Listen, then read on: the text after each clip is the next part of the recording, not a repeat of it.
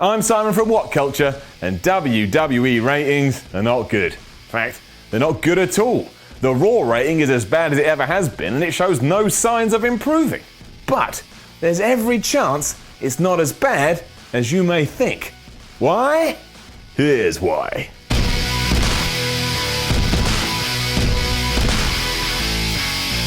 Right, cards on the table.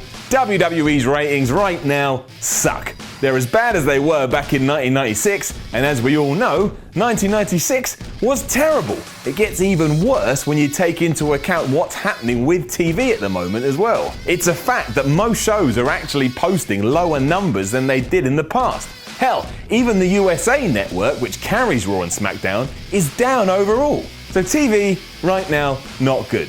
But here's the problem. Despite all these figures and trends, the WWE's ratings are lower than the curve. Now, I'm not going to stand here and bore you with stats and numbers, because you're going to look at me, and you're going to look at the screen, you're going to zonk out, staring, be really bored. But that's the headline. Stuff like Netflix and streaming services have eaten into TV's popularity, but even with all that, WWE is still a bit lower still. That's not good. However, there's a few things we've got to take into account when we start talking about stuff like this. And the first is social media.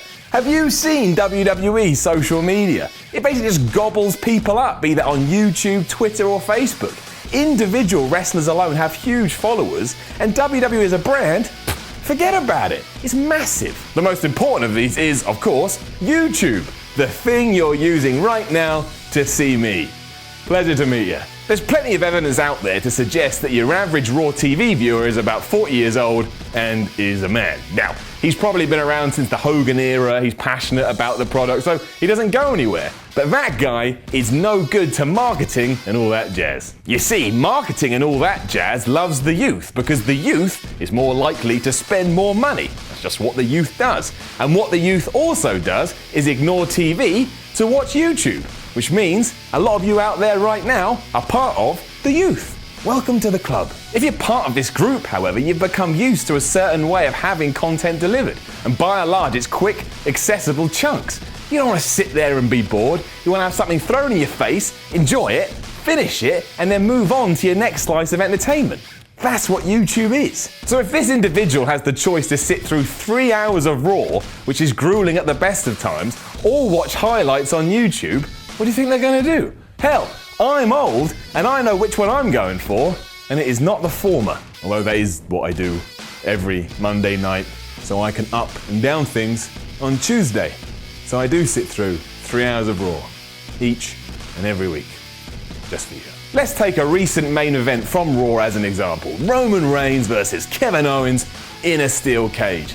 That has now done over 2 million views on YouTube, and I bet as the days and months go on, that number is going to go up and up and up. 2 million views!